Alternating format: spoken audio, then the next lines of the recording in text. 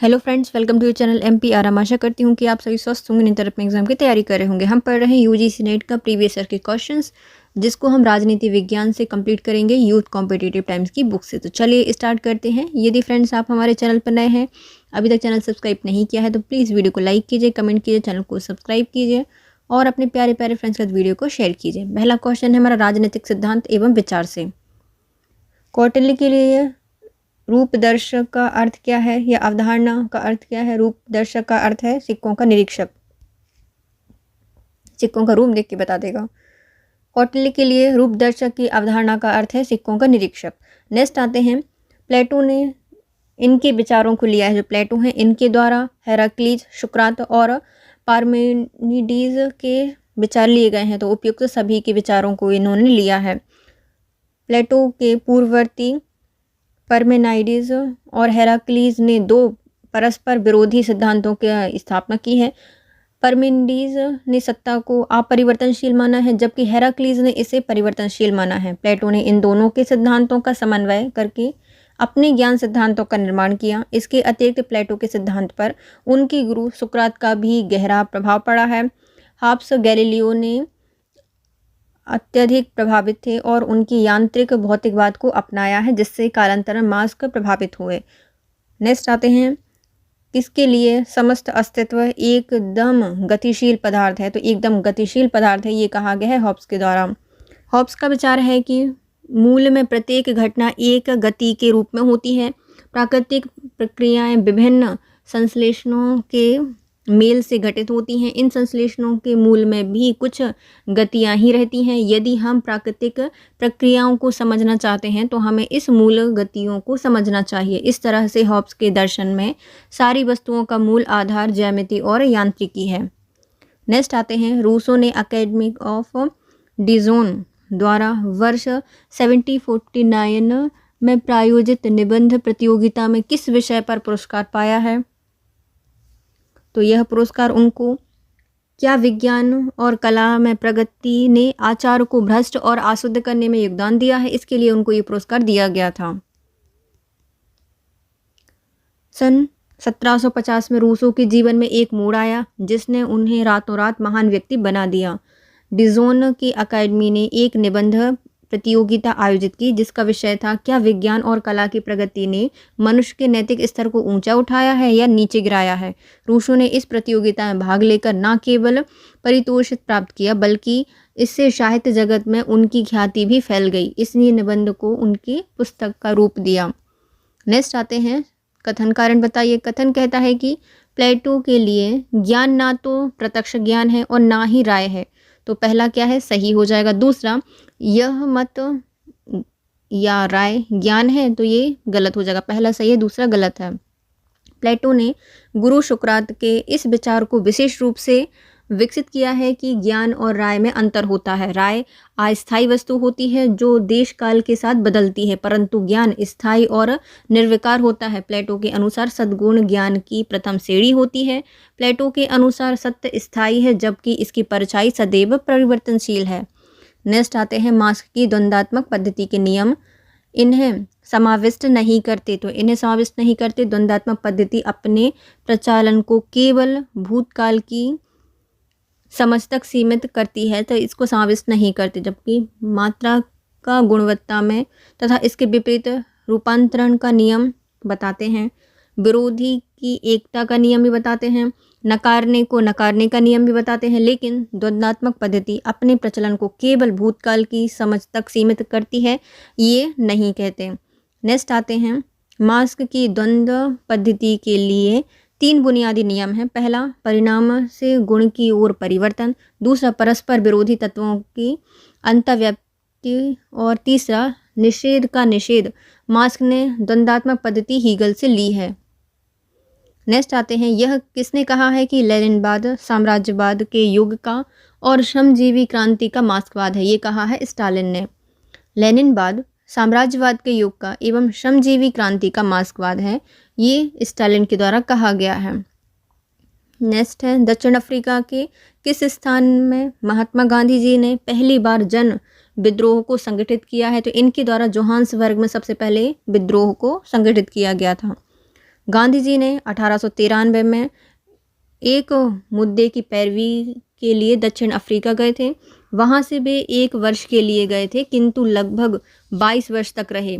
वहाँ पर वे प्रवासी भारतीयों के प्रति अंग्रेजों की रंगभेद नीति से नाराज हुए और उनके विरुद्ध उन्होंने 1893 से 1914 तक अहिंसात्मक संघर्ष किया। इन्होंने दक्षिण अफ्रीका में जोहान्सबर्ग से पहली बार जन विद्रोह को संगठित किया था। अफ्रीका प्रवास के दौरान गांधी जी ने फिनिक्स आश्रम 1904 में और टॉलस्टॉय फार्म 1910 में स्थापना की थी।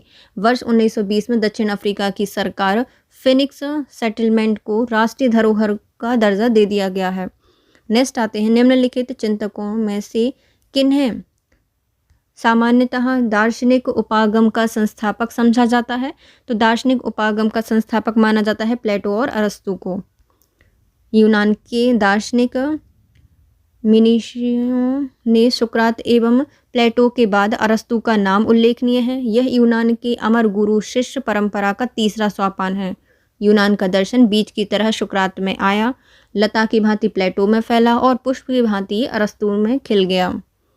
नेक्स्ट आते हैं, तुलनात्मक राजनीति एवं राजनीतिक विश्लेषण से संबंधित प्रश्न। पहला है, डेविड ईस्टन के द्वारा समर्थित व्यवहारवाद के सिद्धांत का सही अनुक्रम बताइए। पहली है, इसमें नियमितताएं होती हैं, दूसरा सत्यापन होता है, तीसरा तकनीकें होंगी और चौथा क्या होगा? मात्रीकरण होगा। डेविड ईस्टन द्वारा समर्थित व्यवहारवाद के सिद्धांत का सही अनुक्रम होगा नियमन, सत्यापन, तकनीकी प्रयोग, प्रमाणीकरण, मूल्य निर्धारण, व्यवस्थाबद्धीकरण, विशुद्ध ज्ञान और समग्रता। नेक्स्ट आते हैं, सूची 1 को सूची 2 से मिलाइए। पहले हैं चार्ल्स ई मरियम, इनका संबंध है न्यू एस्पेक्ट ऑफ पॉलिटिक्स से। नेक्स्ट आते हैं हेंज यूला, इनका संबंध है the behaviour persuasions in politics. Next है लियो स्ट्रॉन्ग, इनका संबंध है what is political philosophy and other study. And next है डी टू मैन का संबंध है दी गवर्नमेंटल प्रोसेस से। सूची 1 को सूची 2 से मिलाइए। सही क्रम है इनका, Charles E Merriam new aspect of politics से संबंधित हैं। हेंजा यूला का संबंध है the behaviour persuasions in politics से। लियो स्ट्रॉन्ग्स का संबंध है, जो लियो स्ट्रॉन्ग है, इनका संबंध है what is political philosophy and other studies. और डी टू मैन का संबंध है द गवर्नमेंटल प्रोसेस से। नेक्स्ट आते हैं बेवर के आदर्श नौकरशाही की विशेषताएं निम्नलिखित में से कौन सी हैं बताइए। तो इन्होंने निव्यक्तिकता का सिद्धांत दिया है और पदानुक्रम इनके द्वारा दिया गया है। बेवर के आदर्श नौकरशाही की विशेषताएं निम्न प्रकार हैं। पहला, निव्यक्तिकता, पदानुक्रम, स्पष्ट श्रम विभाजन, चौथा निश्चित कार्यविधियां, पांचवा वेतन एवं पेंशन अधिकार और छठवां आधिकारिक रिकॉर्ड। नेक्स्ट आते हैं राजनीतिक संस्कृतियों के बारे में। आमंड और बारवा के वर्गीकरण में निम्नलिखित में से क्या सही नहीं आता बताइए। तो इन्होंने संज्ञानात्मक उन्मुखीकरण दिया है, भावनात्मक उन्मुखीकरण और मूल्यांकन संबंधी उन्मुखीकरण दिया गया है, लेकिन अनुभाविक उन्मुखीकरण इसके अंतर्गत नहीं आता। राजनीतिक सिद्धांत के बारे में आमंड और बारवा के वर्गीकरण में निम्न शामिल है। पहला संज्ञानात्मक अभिमुखीकरण है, दूसरा भावनात्मक अभिमुखीकरण, तीसरा मूल्यांकन संबंधी अभिमुखीकरण। नेक्स्ट आते हैं कथन कारण बताइए। पराश्रितता अर्थव्यवस्था वो जो दूसरों को प्रभावित करती है और वो जो दूसरों द्वारा प्रभावित होती है के समूह के बीच एक प्रकार का संबंध होता है। पहला सही है। दूसरा, पराश्रितता अंतर्राष्ट्रीय राजनीतिक अर्थव्यवस्था के मूल भाग परिधीय संबंध पर निर्भर करता है, तो ये भी सही हो जाएगा। और जो कारण है वो कथन की सही व्याख्या भी करता है। परिश्रमिता संबंध जो सिद्धांत है इसका मूल मान्यता है कि आर्थिक एवं राजनीतिक शक्ति विकसित औद्योगिक देशों में अत्यधिक केंद्रित है। यह मान्यता साम्राज्यवाद की मार्क्सवादी धारणा से मिलती जुलती है, अर्थात वैश्विक स्तर पर राजनीतिक एवं आर्थिक शक्ति में पृथकता की बात करना अर्थविहीन है। विभिन्न सरकारों में सभी राजनीतिक निर्णय लिए जाते हैं जो उनके देश के निजी आर्थिक हितों की सुरक्षा के लिए आवश्यक होते हैं, चाहे वह बहुराष्ट्रीय नियमों के हित में हो या ना हो। तथापि पराश्रिता सिद्धांत का मानना है कि साम्राज्यवाद का अंत पराश्रिता का अंत नहीं है। प्रधान देश की विशिष्ट पहचान के अभाव में ही पराश्रिता संबंध कायम है। नेक्स्ट आते हैं, यह किसने कहा है कि राज्य मानवीय गतिविधि है जो कि प्रदत्त क्षेत्र के साथ भौतिक बल के वैध उपयोग के एकाधिकार का सफलतापूर्वक दावा करती है। ये कहा गया है मैक्स वेबर के द्वारा।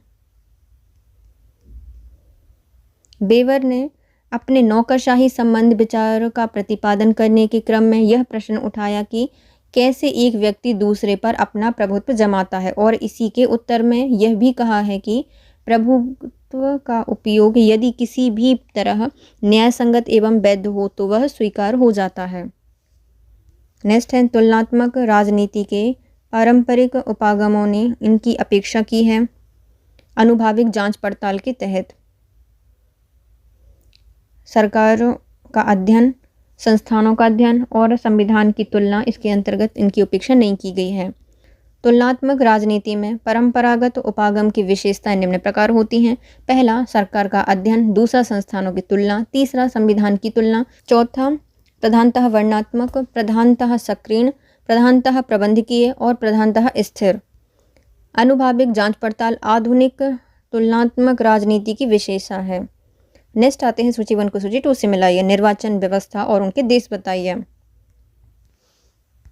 पहला दिया गया है first past the post system, ये भारत का है। 2 राउंड्स ऑफ सिस्टम, ये मिस्र से संबंधित है। लिस्ट सिस्टम का संबंध है ब्राज़ील से। सिंगल ट्रांसफरेबल वोट सिस्टम का संबंध है आयरलैंड से। निर्वाचन व्यवस्था और उनसे संबंधित देश। First past the post system का संबंध है भारत से। 2 राउंड्स ऑफ सिस्टम मिस्र से है।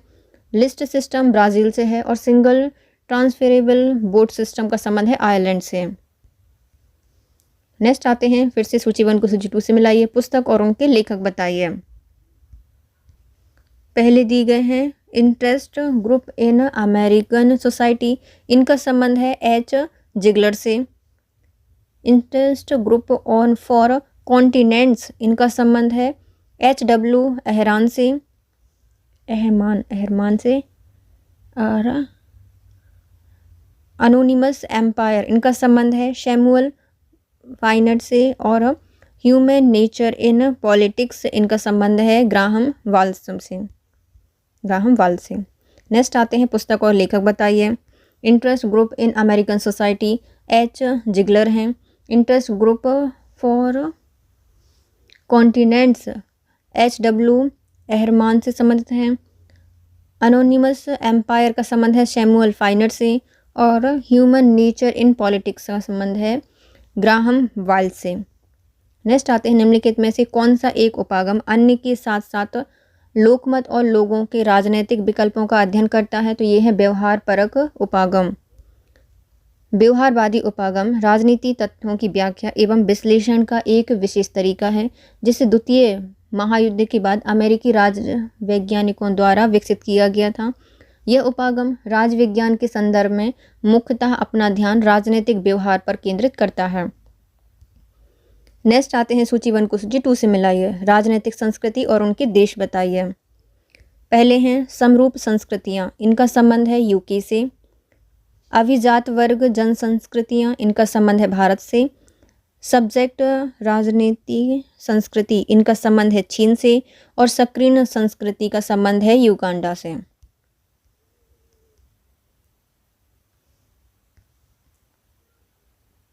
शवांग समता की दृष्टि से वाइसमैन ने राजनीतिक संस्कृतियों को 3 विशुद्ध एवं 3 मिश्रित रूपों में विभाजित किया है।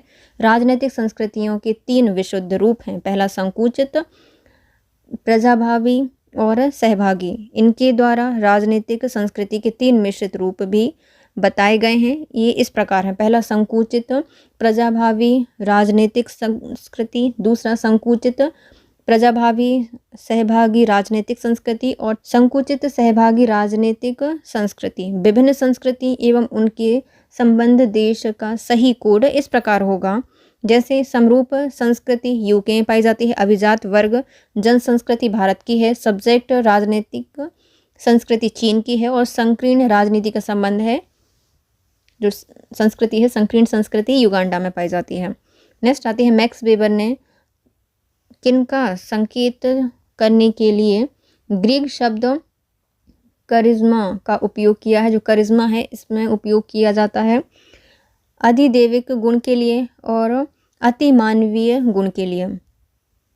मैक्स वेबर ने करिश्मा शब्द का प्रयोग गुणों के लिए किया है, जिसमें अधिदैविक गुण एवं अति मानवीय गुण के लिए इसका प्रयोग किया जाता है। नेक्स्ट आते हैं कथन कारण बताइए। कथन कहता है कि स्पॉइलर सिस्टम के अंतर्गत चुनाव में जीती पार्टी के सदस्यों को सार्वजनिक पद वितरित किए जाते हैं, तो पहला सही हो जाएगा। दूसरा, सार्वजनिक पदों को विजेताओं द्वारा आनंद लेने वाले स्पॉइलर्स समझा जाता है, तो ये भी क्या हो जाएगा, सही हो जाएगा। दोनों सही हैं। आर ए की सही व्याख्या भी करता है।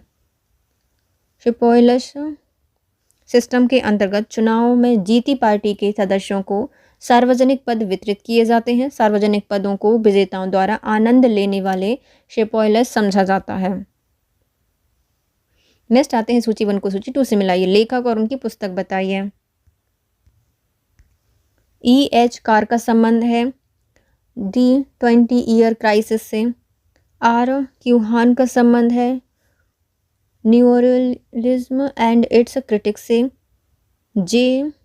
मर्सी मियर का संबंध है the tragedy of great power politics से। और F. जकारिया का संबंध है from wealth to power. E.H. Carr का संबंध है दी 20 ईयर क्राइसिस से। R.Q. हान का संबंध है न्यूरलिज्म एंड इट्स क्रिटिक्स से। J. मर्सी मियर का संबंध है the tragedy of great power politics से। और F. जकारिया का संबंध है फ्रॉम वेल्थ टू पावर से। नेक्स्ट आते हैं भारतीय शासन एवं राजनीति से संबंधित प्रश्न। पहला है निम्नलिखित में से कौन सा युग्म सही सुमेलित नहीं है, बताइए। तो राष्ट्रपति और उनसे संबंधित तो उपराष्ट्रपति। राजेंद्र प्रसाद के समय डॉक्टर एस राधाकृष्णन थे, पहला सही हो जाएगा। डॉक्टर जाकिर हुसैन के समय बीवी गिरी उपराष्ट्रपति थे, ये भी सही हो जाएगा। संजय रेड्डी के समय बीडी जत्ती थे, तो ये गलत हो जाएगा। और जो डॉक्टर एस राधाकृष्णन हैं इनके समय जाकिर हुसैन थे, ये भी सही है। राष्ट्रपति के रूप में संजीव रेड्डी और बीडी जत्ती का कार्यकाल असमान है, जबकि अन्य सभी का कार्यकाल समान है। राष्ट्रपति के रूप में संजीव रेड्डी का कार्यकाल 1977 से 1982 तक था, जबकि बीडी जत्ती जो हैं वो 1974 से 1979 तक उपराष्ट्रपति रहे हैं। बीडी जत्ती 11 फरवरी 1977 से 25 जुलाई 1977 तक कार्यवाहक राष्ट्रपति भी रहे हैं। नेक्स्ट आते हैं राज्य के मुख्यमंत्री समेत मंत्रियों की संख्या के संबंध में संविधान द्वारा निर्धारित प्रतिशत क्या है, तो यह है 15%। राज्यों में मुख्यमंत्री समेत मंत्रियों की अधिकतम संख्या विधानसभा की कुल सदस्य संख्या के 15% से अधिक नहीं होगी। 91वें संवैधानिक संशोधन अधिनियम 2003 द्वारा यह प्रावधान किया गया है कि केंद्र और राज्य मंत्रियों की अधिकतम संख्या निचले सदन की कुल सदस्य संख्या के 15% से अधिक नहीं होनी चाहिए। नेक्स्ट आते हैं निम्नलिखित में से कौन सा मुख्यतः जनजाति क्षेत्र में पंचायती राज से संबंधित है। तो जनजाति क्षेत्रों में जो पंचायती राज है उसका संबंध है दिलीप सिंह भूरिया समिति से। जनजाति क्षेत्रों में पंचायती राज से संबंधित समिति दिलीप सिंह भूरिया समिति है, जिसका गठन 2002 में किया गया था। निम्नलिखित याचिकाओं को भारतीय संविधान में दिए गए क्रम के अनुसार सही क्रम में व्यवस्थित कीजिए। तो सबसे पहले आते हैं हैवियस कॉर्पस, जो कि बंदी प्रत्यक्षीकरण होता है। ये 5 प्रकार की रिट होती हैं। उसके बाद आता है मैंडेमस, जिसमें परमादेश होता है। फिर निषेध 3rd नंबर पर। 4th नंबर पर आएगी स्टैट्यूटरी, जो कि उत्प्रेक्षण से संबंधित है। और 5th आएगी क्यू वारंटो, ये किस अधिकार से हैं, तो ये 5th नंबर की है। याचिका का सही क्रम होगा हैवियस कॉर्पस, बंदी प्रत्यक्षीकरण, मैंडेमस, परमादेश, निषेध। चौथा है स्टैट्यूटरी, ये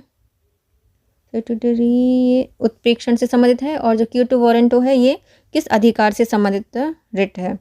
बंदी प्रत्यक्षीकरण याचिका अवैध रूप से बंदी बनाए जाने से संबंधित व्यक्ति की प्रार्थना पर या उससे संबंधित व्यक्ति प्रार्थना पर जारी की जाती है। परमादेश याचिका किसी पदाधिकारी द्वारा अपने सार्वजनिक कर्तव्य का निर्वहन न करने पर जारी की जाती है। प्रतिषेध याचिका सर्वोच्च या उच्च न्यायालय द्वारा अपने अधीनस्थ न्यायालयों और न्यायाधिकरणों को जारी की जाती है। उत्प्रेषण याचिका भी अधीनस्थ न्यायालय को लिए ही जारी की जाती है, जिसमें यह निर्देश दिया जाता है कि वे अपने समक्ष त्वरित मामले को न्याय निर्णय हेतु वरिष्ठ न्यायालय को भेज दें। अधिकार प्रेक्षा याचिका अवैध रूप से पद धारण करने और कार्य करने वाले विरुद्ध कारण दर्शाने के लिए जारी की जाती है और यह किस अधिकार से कार्य कर रहा है इसके लिए इसको जारी किया जाता है।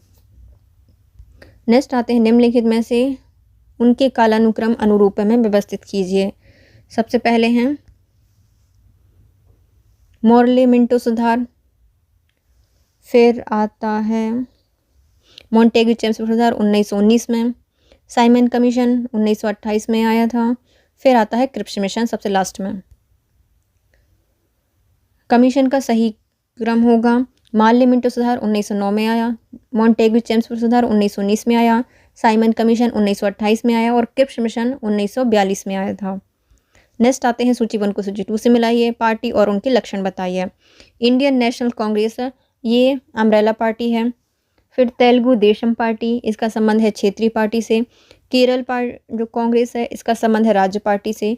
और जो भारतीय साम्यवादी पार्टी है, मार्क्सवादी है, ये राष्ट्रीय पार्टी है। इंडियन नेशनल कांग्रेस एक अम्ब्रेला पार्टी है। तेलुगु देशम पार्टी क्षेत्रीय पार्टी है। केरल कांग्रेस राज्य पार्टी है और भारतीय साम्यवादी पार्टी मार्क्सवादी ये राष्ट्रीय पार्टी है।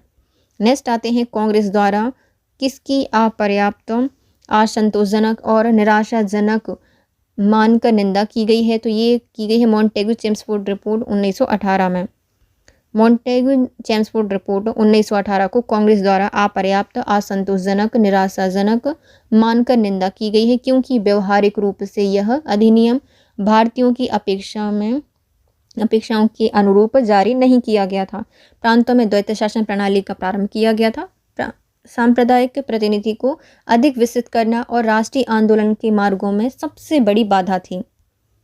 नेक्स्ट आते हैं कथन और कारण बताइए। कथन कहता है कि संज्ञानात्मक व्यवस्थापन का लक्ष्य एकता एवं राजनीतिक संस्कृतियों और पहचानों की विविधता के साथ स्वतंत्रता का प्रभावशील सामूहिक कार्यवाही के साथ सामंजस्य करना है, तो पहला सही है।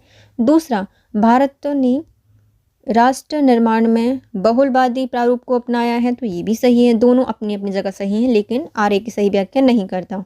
संज्ञानात्मक व्यवस्थापन का लक्ष्य एकता एवं राजनीतिक संस्कृतियों एवं पहचान की विविधता के साथ स्वतंत्रता का प्रभावशाली सामूहिक कार्यवाही के साथ सामंजस्य करना है।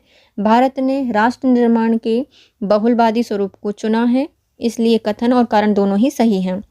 नेक्स्ट फिर से आते हैं कथन कारण बताइए। कथन कहता है कि भारतीय संविधान के काफ़ी प्रावधान भारत सरकार अधिनियम 1935 से अपनाए गए हैं, तो पहला सही हो जाएगा। दूसरा, कांग्रेस पार्टी ने भारत सरकार अधिनियम 1935 को संविधान के आधार के रूप में अपनाने का प्रस्ताव पारित किया था, ये गलत है। पहला सही है लेकिन दूसरा गलत है। संविधान का अधिकांश ढांचागत हिस्सा भारत शासन अधिनियम 1935 से लिया गया है। इसके अलावा अन्य उपबंधों को विश्व के कई देशों के संविधान से लिया गया है, जिसमें great Britain, USA, France, Germany, Australia, Canada, Ireland प्रमुख हैं।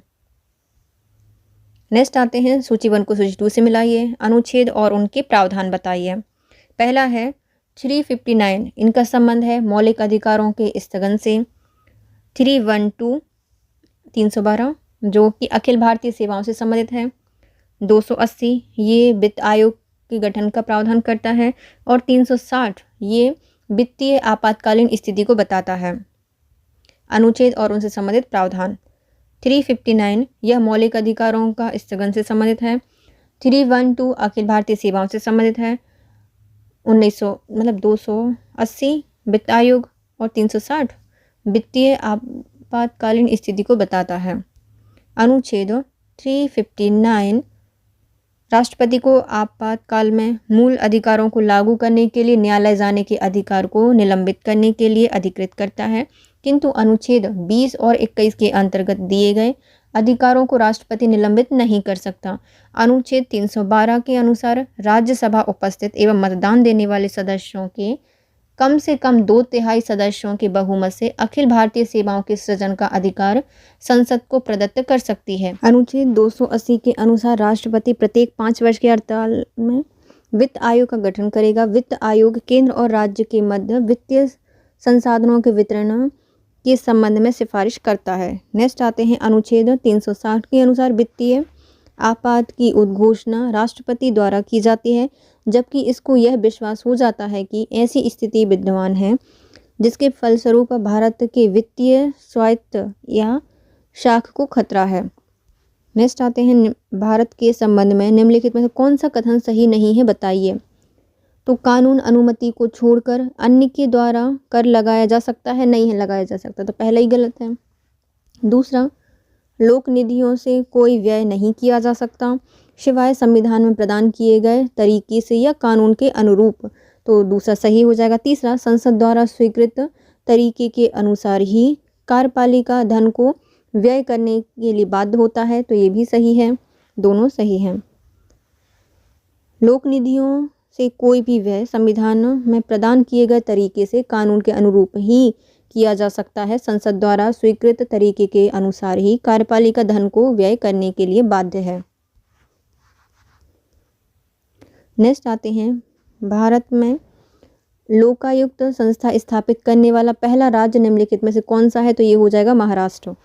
भारत में लोकायुक्त संस्था का गठन वर्ष 1971 में महाराष्ट्र ने किया था, दूसरा बिहार, तीसरा उत्तर प्रदेश है। सबसे पहले स्वीडन ने 1809 में ओम्बुड्समैन की अवधारणा को अपनाया था, जिसका अर्थ है सार्वजनिक ड्यूटी पर तैनात एक सॉलिसिटर।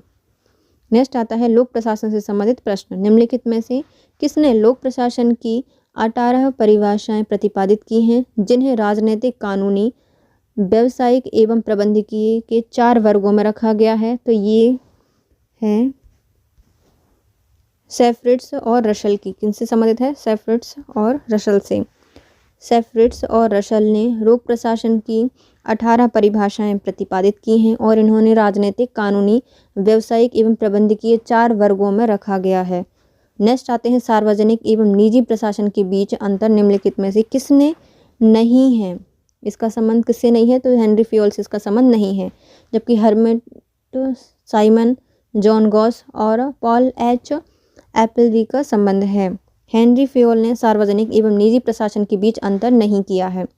नेक्स्ट आते हैं निम्नलिखित रिपोर्टों का सही कालक्रम बताइए।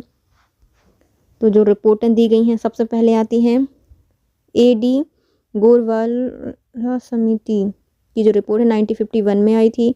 पॉल एच एप्पलवी रिपोर्ट 1952 में आई है। संथानम समिति 1962 में आई है और प्रथम प्रशासनिक सुधार आयोग ये 1966 में आया है।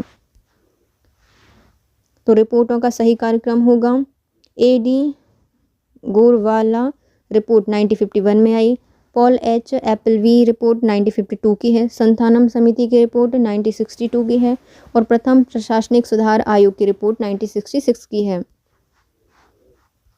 नेक्स्ट निम्नलिखित में से संगठन का आधार कौन सा नहीं है, बताइए। तो बजटन नहीं होता, जबकि कार्य, प्रक्रिया और सेवार्थी वर्ग इसके अंतर्गत होते हैं। आधुनिक संगठनों में कार्यों को लक्ष्य प्राप्ति के लिए श्रम विभाजन के सिद्धांत अनुसार विभाजित एवं विस्तृत कर दिया जाता है। इसमें उच्च मात्रा में विशेषीकरण संभव हो जाता है। पदों को एक स्वापनबद्ध सत्ता संरचना के रूप में संगठित करने के कारण इनका आकार एक पिरामिड का हो जाता है। प्रत्येक वरिष्ठ अधिकारी अपने अधीनस्थ के निर्णय एवं कार्यों के लिए उत्तरदायी होता है। नेक्स्ट आते हैं सूची 1 को सूची 2 से मिलाइए। सौंपनिक या पदानुक्रम, इनका संबंध है सौंपन की प्रक्रिया से। एक प्रशासन पर मतलब लोक प्रशासन पर रिपोर्ट 1951 में आई थी और इनका संबंध है AD गोरवाला से। और भारतीय सिविल सेवा में जो प्रारंभिक छटाई परीक्षा की गई थी वो हुई थी डॉक्टर KS कोठारी के आयोग में। और जो सहायक एजेंसी हैं इनका संबंध है हाउस कीपिंग से।